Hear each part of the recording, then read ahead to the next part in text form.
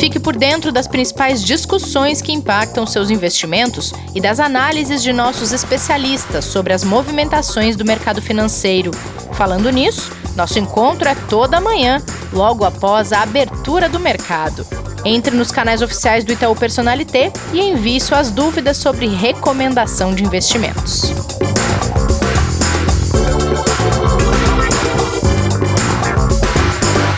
Olá, você está ouvindo o Investidor em Foco, podcast de investimentos do Itaú Personalité.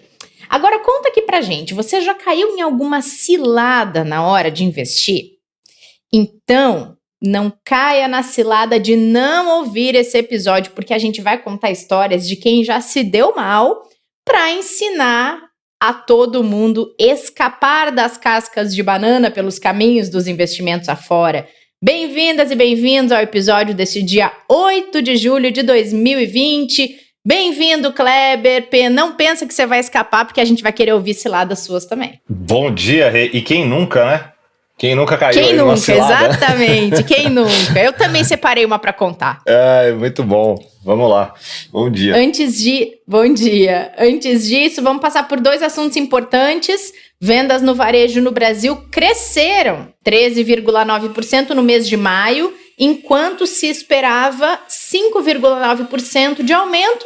Acabou a crise, Kleber? Não. Infelizmente não, mas pelo menos já é um sinal de... Eu não sei nem se a gente pode falar de recuperação, né? Mas um sinal... Eu acho que não, Kleber. Né, não, é muito difícil, mas é um bom número, né? É que a gente tem que sempre dosar um número positivo com realmente a realidade ainda ela é muito difícil. E sem dúvida, também o que a gente fala, né? A gente está falando ela subiu 13,9% em maio em comparação com abril. Então o mercado acreditava que essa recuperação seria de 5,90%. Mas a gente tem que lembrar que a queda registrada em abril foi de 16,8%. Pois é. Né? É um aumento depois de uma grande queda, então não é bem um aumento, né? Exato. É bom. Claro que seria muito pior se a gente tivesse um número menor ou até, mais uma vez, uma queda, né, nas vendas no varejo. Uhum. Mas a gente ainda tem uma necessidade de que esses números continuem nessa tendência, continuem nessa recuperação, e desde que isso também não impacte a questão, obviamente, de saúde, né, que a recuperação dessa atividade não seja em cima de um aumento de problema na questão toda da pandemia. Então, o número, ele é um número que, sim, animou os mercados hoje aqui, né? A gente vê um movimento positivo, né? Tanto para o índice, por enquanto, né? Que vem operando ali, até que se a gente comparar com o cenário internacional muito forte, né? O índice futuro do Ibovespa aí operando com 1,40, né? O Avista também abrindo bem positivo. Então, natural que a gente teve um dia negativo ontem, mas sem dúvida é um número para a gente olhar com bons olhos, mas fazer a lição de casa do que a gente precisa para que esses números realmente melhorem, né? Tanto na parte do varejo como um todo, quanto nos outros setores também, Rê. Uhum. E os mercados? Você já falou um pouquinho do mercado local, como é que se espera para essa quarta-feira? A gente olha para o mercado hoje com o cenário internacional ainda bastante preocupado, né?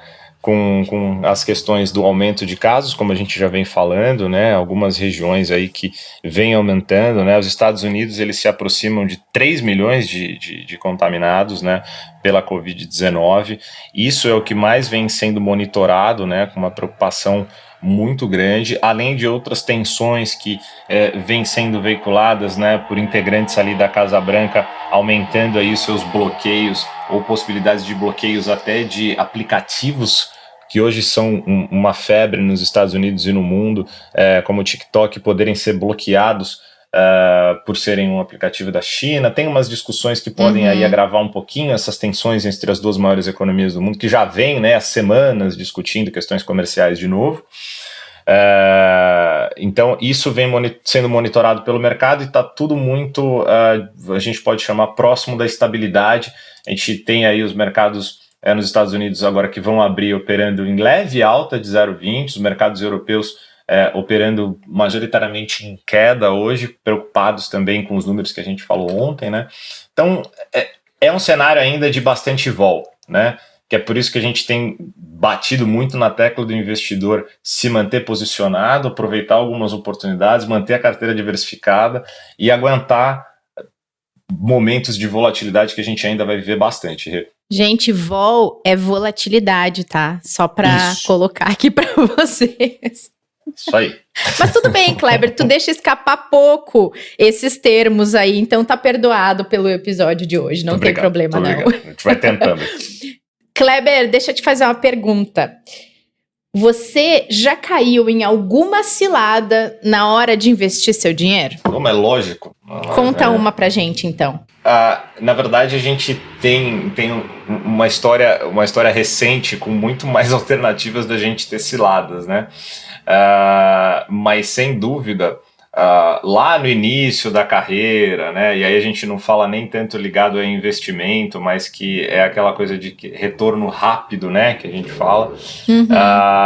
Uma vez, há pelo menos uns quase 18 anos, eu caí num grupo onde eles falaram que tinham, na verdade, um grande fundo de investimento e nada mais era do que aqueles modelos que a gente pode chamar, que depois acabou caindo em crime, etc e tal, que eram as famosas pirâmides financeiras, né?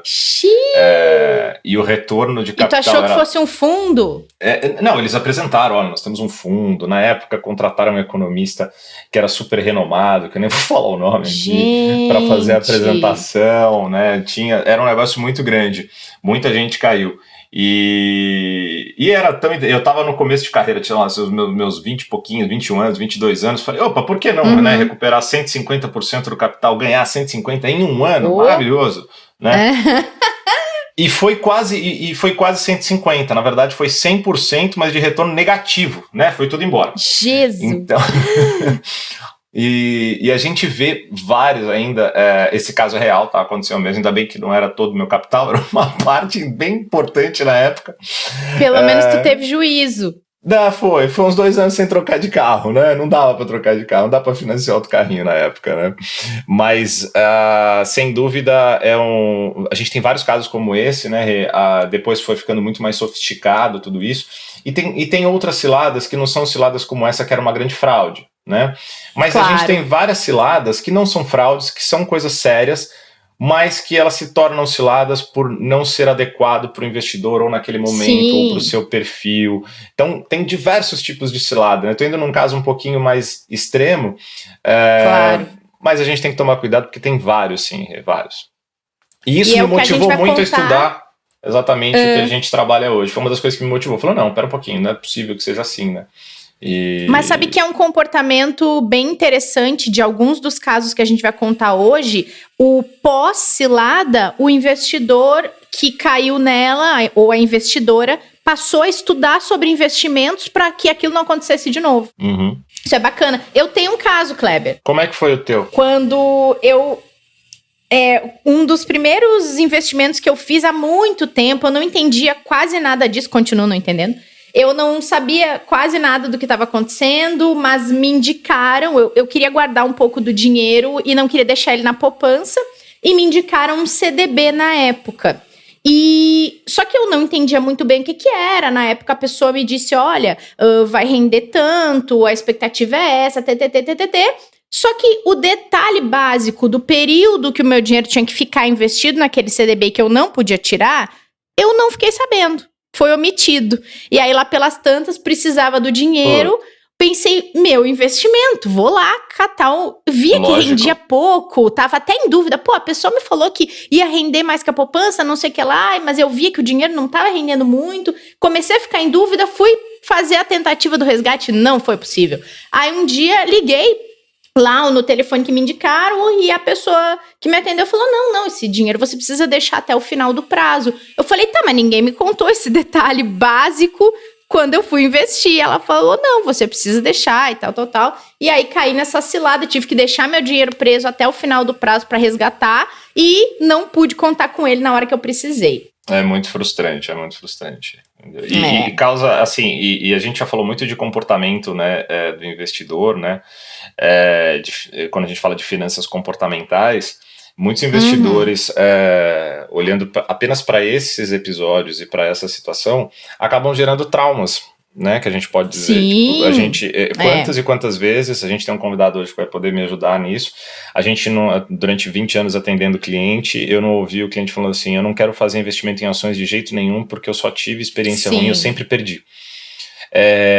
Porque foi feito da forma errada, né? Foi feito da maneira como não era específico para o perfil dela, né? Diversos casos a gente pega, e aí, na verdade, o trauma se dá por quê? Porque ele entrou numa cilada, não era para ele naquele momento, daquela forma, né? Com aquela estratégia.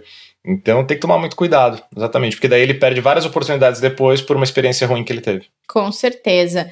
E, gente, como muitos investidores e investidoras, assim como eu e o Kleber já contamos nossos casos aqui, já caíram em ciladas, a gente convidou especialistas do Itaú para contarem histórias reais de clientes para que a gente possa mostrar para vocês como escapar de algumas armadilhas na hora de aplicar seu dinheiro.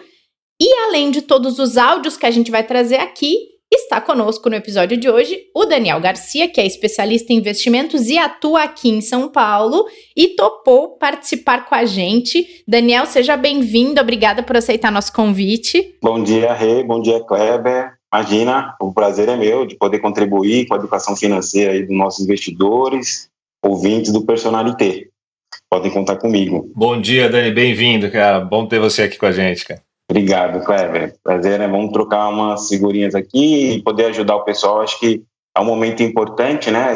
Juros muito baixos, uma pandemia no mundo inteiro. É necessário que o cliente esteja mais atento aos investimentos, às possibilidades. Então, acho que é importante esse bate-papo. Legal, muito obrigada por participar.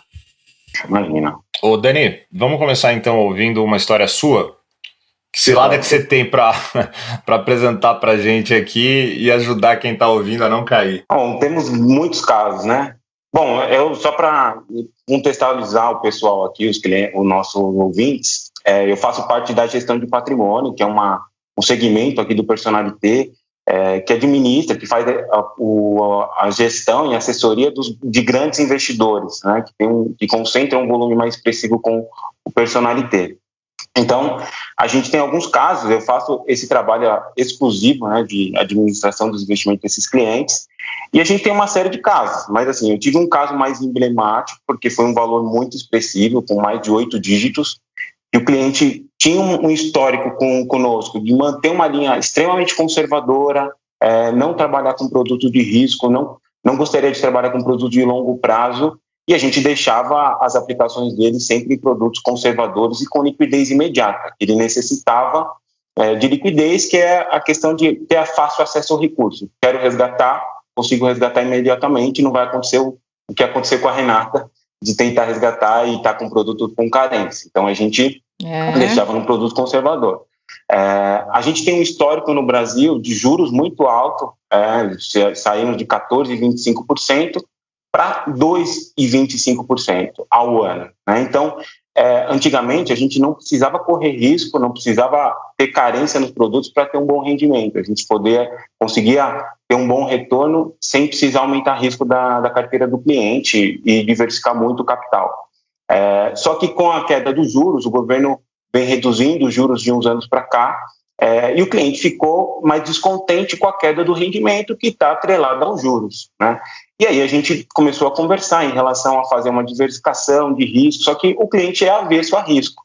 E aí, de um dia para a noite, ele resolveu transferir todo esse capital para uma corretora, com a promessa que lá ele teria a mesma aplicação com um rendimento muito superior ao que ele tinha no Personalité. Então ele fez esse movimento, ele é um cliente expressivo, com grande volume, há um ano atrás. E o caso se tornou emblemático porque agora, depois de um ano, ele retornou para o Personalité um volume um pouco menor do que ele tinha, com uma situação que ele teve um descontentamento em relação ao que foi oferecido e como foi comentado as aplicações que ele teria nessa corretora.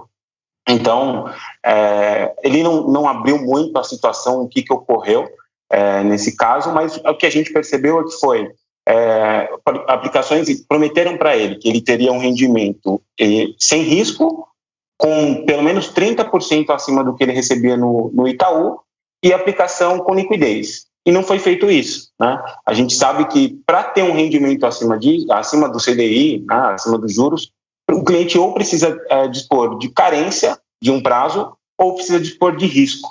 E não foi comentado a respeito disso. Então, assim, o cliente ficou descontente, teve uma carteira lá com produtos de crédito privado, que teve muita oscilação agora nessa crise, que nunca a princípio a gente nunca teve uma oscilação em crédito privado no Brasil, mas existia a possibilidade, e foi falado para o cliente que não tinha possibilidade de oscilação. Também foi feito produtos estruturados que tinham prazo, ele até consegue resgatar antes, mas ele tem um risco de sair com um valor menor do que ele entrou se ele resgatar antes do prazo. Essa informação também não foi passada. Então, assim, questão de transparência, de conhecer o produto, conhecer o que está fazendo, antes de apenas escutar a conversa de um assessor, é o fundamental, né? Não é uma promessa de rentabilidade que vai resolver. A gente tem que entender onde a gente está entrando. Assim, e a concorrência, a gente sabe que hoje está bem agressiva, e existem especialistas nas corretoras aí, hoje em dia, extremamente qualificados, tá? A gente tem colegas aqui, Kleber, ex-colegas que são extremamente qualificados, competentes, porém isso é uma minoria, né? Como teve uma expansão muito grande, a gente viu muitos casos de pessoas entrando nesse segmento que não tinham uma bagagem, não tinham uma experiência no trato para investimento com clientes, para entender o perfil, entender a situação do caso, e acabaram entrando numa cilada, que é o ponto de hoje, né? É verdade. Não, tem vários casos desse mesmo. Nesse caso que a gente ouviu do Daniel, a gente pode chegar à conclusão que se o cliente queria experimentar um lugar novo, se ele queria experimentar novos investimentos, primeiro ele tinha que colocar as propostas lado a lado para ver se realmente eram as mesmas, para poder entender se ele ia manter o investimento tão conservador quanto ele tinha, com uma rentabilidade maior, o que é bastante difícil, falando em rendimentos conservadores, ou então ele precisaria entender o risco que estava sendo tomado nos investimentos que foram propostos para ele, né? Exato. Acho que o ponto principal é esse. Vai montar uma carteira diferente do que você tem hoje?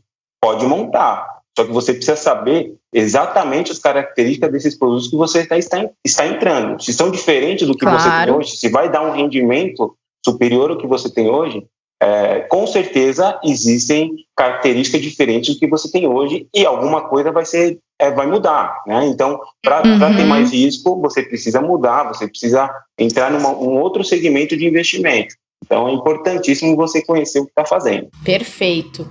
Gente, a gente tem 3 casos que foram enviados por especialistas Brasil afora, que a gente também tem situações diferentes dessa que o Daniel nos trouxe, e tem um caso, quem trouxe pra gente foi a Thalita Escudeiro, do Rio de Janeiro, e eu só vou dar uma dica para vocês antes do Lucas rodar esse áudio pra gente. Não existe almoço grátis nem no mundo dos investimentos. O cliente ele sempre se mostrou muito resistente em trazer o recurso por conta de relacionamento, por já se acostumar com o sistema. E até que em um momento a gente começou a conversar sobre custos, né? Eu havia feito uma negociação de corretagem a um custo de R$10 fixo por ordem, porque ele opera bastante.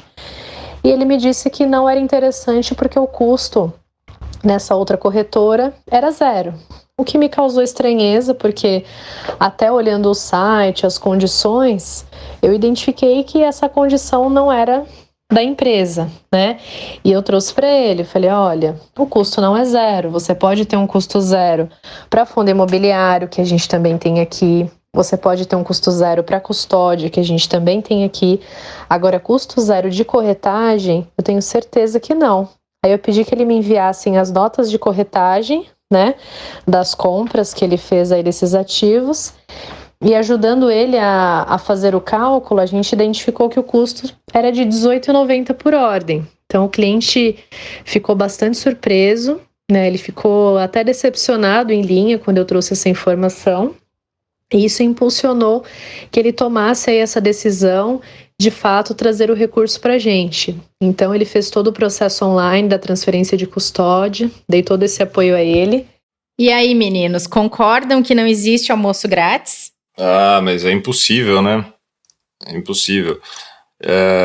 Dani, quer comentar primeiro? Fica à vontade. Não, pode começar primeiro, Kleber. Não, assim, fazendo um resumo bem rápido, assim, né, do caso, que tem vários realmente, é um exemplo claro de transparência e de informação exatamente daquilo que o cliente tem, tanto de custo quanto de disponibilidade em cada um dos ativos que ele está fazendo, porque cada ativo tem uma característica, né? Então, às vezes você tem ativos que, por exemplo, realmente não tem taxa de corretagem, ela não aparece, mas às vezes tem spread. A gente pode falar um pouquinho melhor depois. Spread nada mais é do que a diferença que é cobrada do preço que o cliente paga ou vende.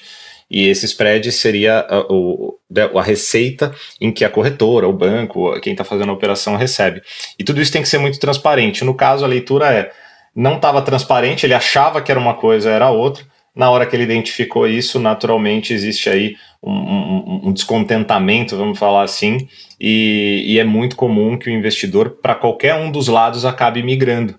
Né? Poderia ser o contrário? Poderia. E é por isso que a gente vem fazendo um trabalho já há muitos anos, muito forte aqui, né, Dani, de abrir tudo para o cliente em relação a custo, ter total transparência, e aí que a gente fala muito dessa questão super importante, para que o cliente saiba exatamente quanto que ele vai pagar. E é aquilo que você falou, né? Não tem almoço grátis, e o que é contratado nunca sai caro.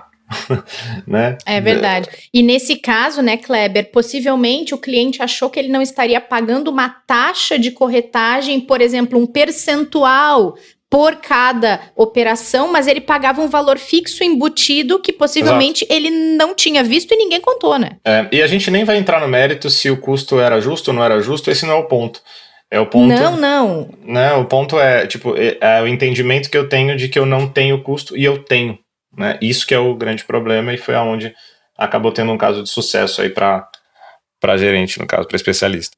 Bom, nesse caso, acredito que a dica para quem investe em ações é, quando for escolher onde investir, pedir para detalhar todos esses custos e tentar negociar o que for possível negociar para o seu caso, né? Sem dúvida. Sem dúvida, acho que contribuindo aqui também, Rê, eu acho que é um caso importante de salientar, que acontece muito, assim, o cliente às vezes entra na corretora e achando que vai comprar, todos os produtos da corretora estão isentos, e na verdade é só o Tesouro Direto que o cliente está isento, e aí depois ele começa a querer adquirir outro tipo de produtos mais rentáveis, com ações, fundos imobiliários, e esses produtos eles não estão isentos. Só que a corretora vai salientar a isenção do Tesouro, só que não dá muito detalhe, muita ênfase em relação aos outros custos que o cliente vai ter que efetuar o pagamento também, e acaba tendo uma surpresa dessa depois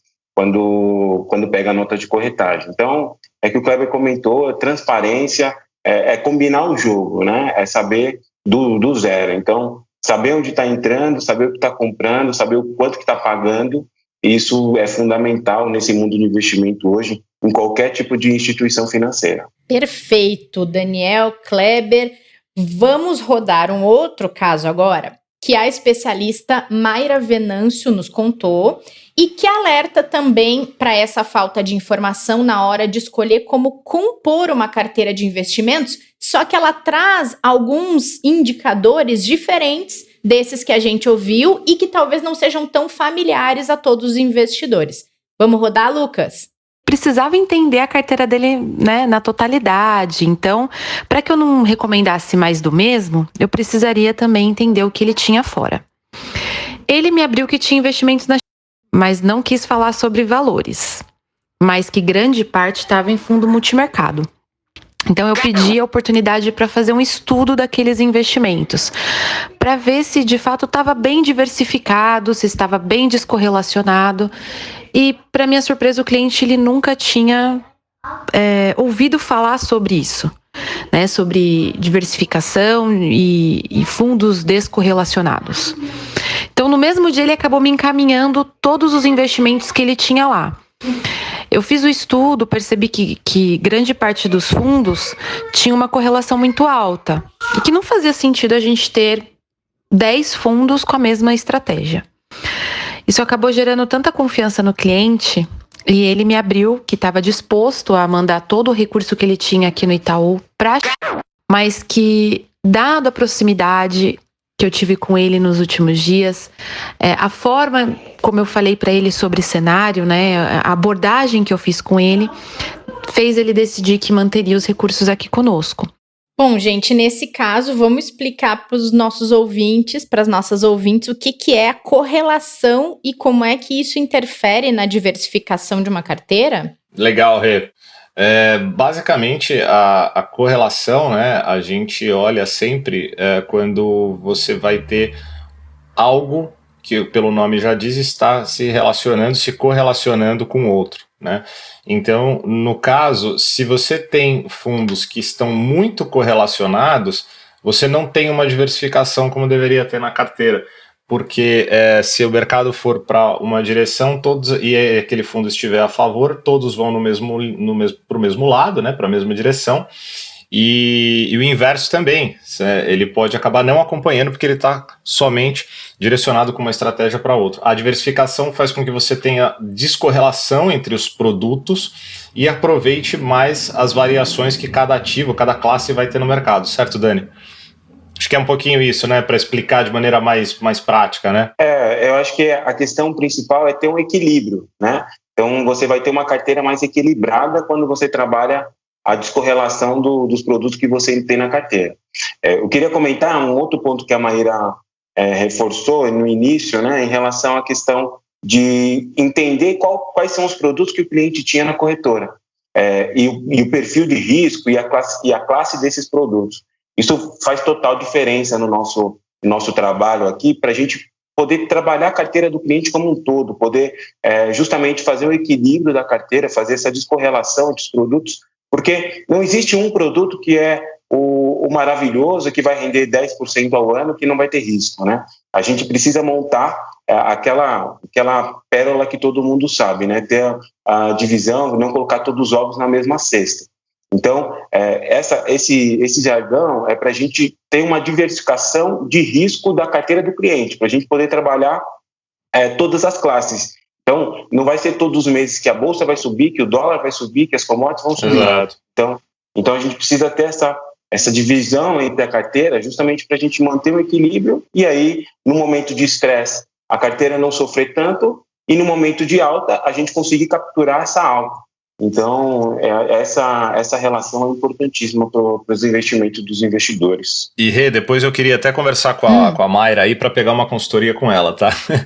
Porque a Maíra isso que já eu queria fez sucesso aqui. Né? O que eu queria destacar aqui, como a gente destacou transparência no caso da Thalita, no caso da Maíra, a gente tem, obviamente, um clássico caso de consultoria versus rentabilidade. Às vezes o investidor está olhando só para a rentabilidade do produto, para o histórico dele, quanto que ele rendeu, mas ele não sabe o que tem lá dentro, o que está dentro daquela caixinha, né? O que eu estou comprando, aonde eu estou colocando meu risco, o que ele faz, qual que é a relação dele com os ativos, e de repente ela foi lá e sentou e fez uma consultoria, não em cima de retorno, mas em cima daquilo que ele estava realmente investindo.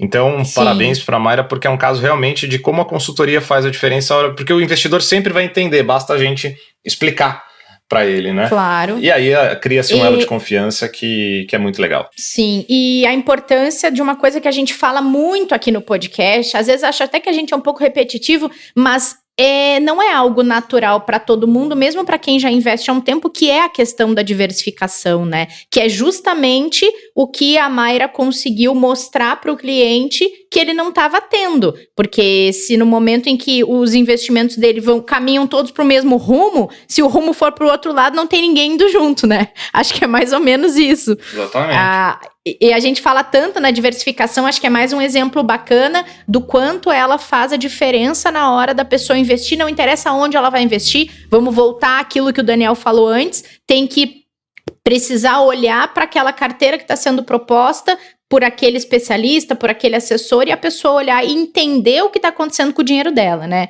Entender para que lado tá sendo proposto levar o seu dinheiro, o seu risco, e ver se a pessoa vai aceitar, né? E Kleber, você mencionou a questão de, às vezes, o cliente só olhar para a rentabilidade e, de repente, ser omitido um pouco do risco que está embutido nessa rentabilidade.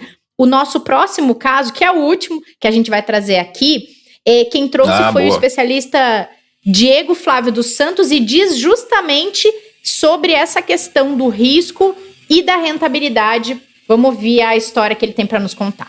Bom, ao longo de 2018 e 2019, eu tive um cliente, né, um investidor, que começou a enviar valores a uma corretora, né, onde eu fui entender, né, o que ele vinha buscando, né, quais os tipos de investimento ou os tipos de risco que ele queria correr, visto que os seus investimentos aqui conosco sempre mantiveram uma relação, né, uma prioridade de segurança, né, e um viés de proteção, aonde meu receio era ele estar entrando em alguns tipos de risco ou em classes de ativos que poderiam não suprir aí a necessidade dele, ou às vezes não ter o conhecimento, né, do que ele estava fazendo, né? Bom, o fato é que ele dividiu essas recomendações, e dentre elas haviam diversos fundos de assets não conhecidas, né, assets não renomadas. Eu particularmente algumas nunca tinha ouvido falar, né, e fundos multimercados, por exemplo, com volatilidades enormes anuais, em torno de 14% a 16% de volatilidade, né, e com uma eficiência muito ruim, né. Destaquei para ele a questão do índice de Sharpe, né, desses fundos, que todos eram muito negativos, né, e ressaltei que aqui nós tínhamos opções com bem menos riscos e com o mesmo padrão de retorno, e até retornos ainda maiores, ou seja, mais eficiente, né, uma relação de risco-retorno muito mais eficiente do que as alternativas de opções em que ele estava investindo, tá? Bom, ele, mesmo assim, acabou ao longo de 2018 e 2019 efetivando vários investimentos, né, nessa corretora, quando tivemos agora aí o evento recente, né, do coronavírus no mercado, principalmente nos meses de fevereiro e março, aonde com certeza se mostrou aí o tamanho do risco e o tamanho da volatilidade que ele não conhecia, que ele não tinha esse conhecimento. Bom, o fato é que toda a minha ponderação ao longo desse período veio à tona, né, em relação a correr riscos conscientes, riscos bons, né, e principalmente ter a relação de risco-retorno como a principal fator de decisão, né, de tomada de decisão de investimentos, e não simplesmente o resultado passado, né, como foi o caso, né, e acabou retornando todo esse volume para cá entre maio e junho. E aí, gente? E o risco-retorno, cadê? Ô Rê, conta pra gente o que é o índice de Sharpe. Cadê o professor? Ai, cadê o professor? Pois é. Vou fazer as vezes do professor aqui rapidinho, né? Só para a turma entender. O índice de Sharpe ele foi criado por um economista renomado, né? Foi até vencedor de prêmio Nobel de Economia, que é William Sharpe. E ele é um indicador que faz exatamente o que ele estava explicando, né, no áudio. Ele permite avaliar a relação risco-retorno de um investimento, né? Então ele vai medir qual que é a relação entre o retorno excedente do ativo livre de risco e também volatilidade, ou seja, quando ele fala do índice de Sharpe negativo, né, Dani, é esse produto que você tem que, vamos dizer, fugir. Você tem que correr dele. Quando o índice de Sharpe está negativo, está dizendo para você o seguinte, fala, olha, o retorno que ele te entrega não compensa o risco que ele corre. Perfeito. Não vale. Exato. Exato. Assim, desculpa cortar você, Kleber. É um ponto importantíssimo a questão de avaliar o risco-retorno. Eu tenho também alguns casos de cliente tem no banco A uma posição, uma carteira com um nível de risco, e no banco B uma outra posição com outro nível de risco. E o cliente olha exclusivamente a rentabilidade dos dois bancos. Só que ele esquece de olhar o nível de risco que ele possui nos dois bancos. Então, ele só avalia a rentabilidade. E aí, o banco A está me pagando 0,5% ao mês, o banco B está me pagando 1% ao mês, o banco B é melhor. Só que às vezes a volatilidade, né, que é a vol, que o Cleber comentou no início do vídeo, do nosso áudio, que é a volatilidade que a gente consegue mensurar numa escala qual que é o nível de risco que essa carteira está posicionada. Então, às vezes o cliente tem no banco A o nível de risco de 1 e no banco B o nível de risco de 5, que seria 5 vezes o risco do banco A. Só que a entrega do resultado também deveria ser 5 vezes a entrega do banco A, e não é. Às vezes a entrega de resultado é 2 vezes. Então, essa relação de risco-retorno é muito baixa no banco B. Só que ele está olhando só a rentabilidade e ele não está vendo que ele está com sem eficiência, está ineficiente a carteira dele. E aí, quando vem uma crise dessa, aí ele sente o baque. Ele percebe que a carteira dele está extremamente posicionada em risco, e aí ele tem um prejuízo, uma queda, e deixa um cliente totalmente descontente, né? Às vezes o cliente que olha muito rentabilidade, ele não pensa tanto no risco, né?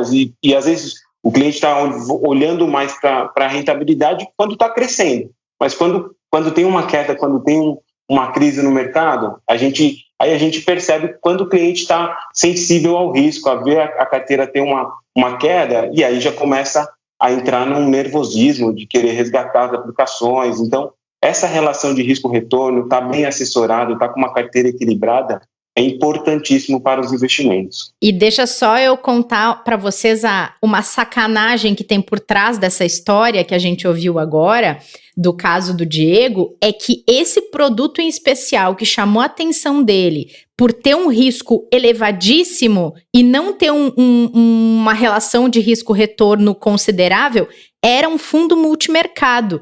Não era nem um fundo de ações, era um fundo multimercado que deveria estar neste momento fazendo as vezes de passar pela crise com perdas não tão grandes, né? Tanto que na recomendação do Itaú, por exemplo, ele é a preferência da recomendação por causa dessa questão do risco-retorno também, e justamente por ter produtos que agregam valor para a carteira do cliente. E nesse caso, o que chamou a atenção dele foi isso. Ele pensou, nossa, um fundo multimercado com um risco deste tamanho, e o cara não fazia ideia do que estava acontecendo com o produto dele. Ele não tinha essa dimensão de que aquele risco ele não valia a pena para aquele produto. É bem isso mesmo. Pode comentar, cara. Não, eu só, até como a gente pegou quis colocar alguns destaques aqui, né, dos trabalhos que essa turma fez e que tá muito legal. No caso dele, aqui a gente tem uma questão de capacitação técnica do profissional que fica muito evidente e que é super importante. A gente tem assessores em corretoras que são super bem capacitados, certificados, a gente tem os profissionais dos bancos também, os assessores de investimentos dos bancos, os especialistas de investimentos, os estrategistas, etc.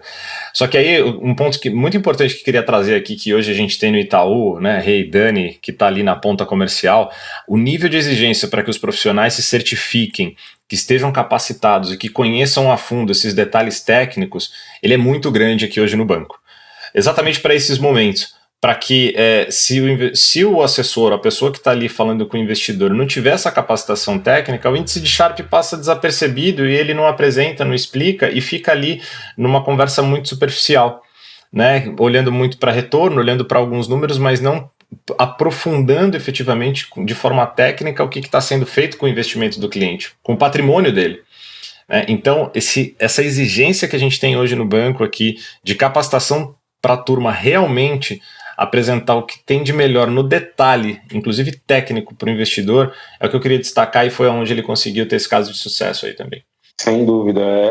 A certificação é um papel fundamental, né? Quando você procura um médico, você não vai procurar uma pessoa que está ainda iniciando a carreira, iniciando a faculdade. Você vai procurar uma pessoa formada, com certificação, que tem uma experiência, que tem uma bagagem.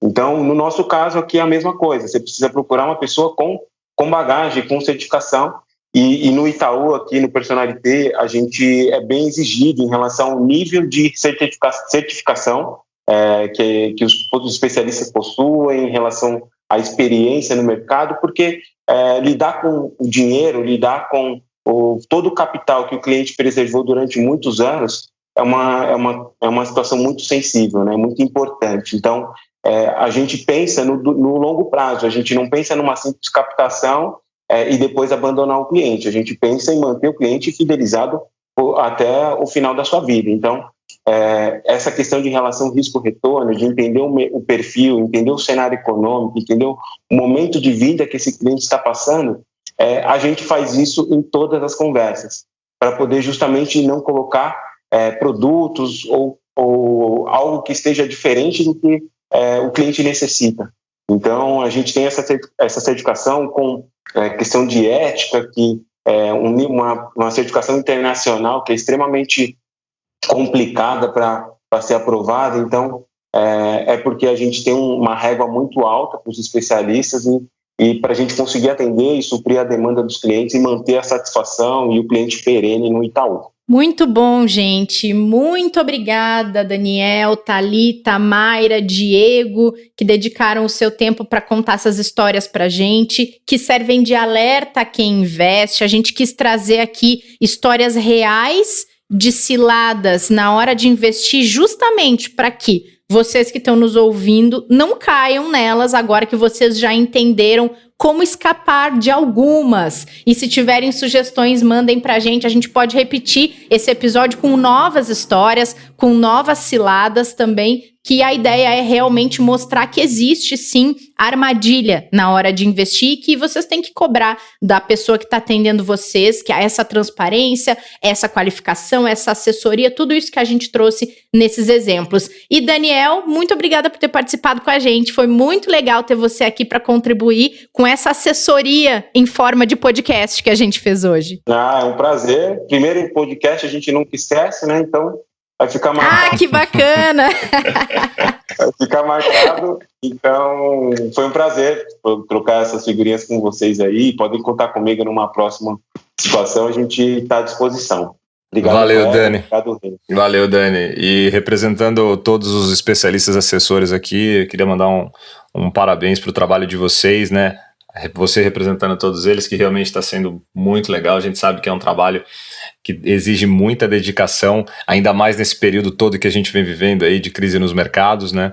E a gente espera, né, Rê, que sem dúvida essas histórias, esses casos que a gente apresentou aqui, ajude também o nosso ouvinte aí, o investidor, a ficar um pouquinho mais atento, né? E, por favor, nos procure para o que precisar, até para entender um pouco mais de tudo aquilo que a gente falou aqui, né? É verdade. Fica essa dica e o canal aberto para quem ainda tem dúvida ou tá suspeitando que possa estar caindo numa cilada ou já caiu, né? Quem nunca, né, Kleber?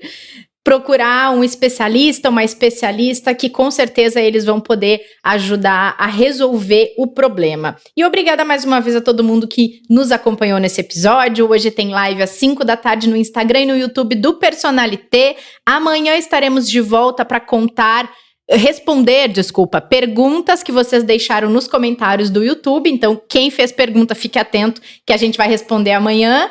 Até lá, protejam-se, nos encontramos nessa quinta-feira. Fique por dentro das principais discussões que impactam seus investimentos e das análises de nossos especialistas sobre as movimentações do mercado financeiro. Falando nisso, nosso encontro é toda manhã, logo após a abertura do mercado. Entre nos canais oficiais do Itaú Personalité e envie suas dúvidas sobre recomendação de investimentos.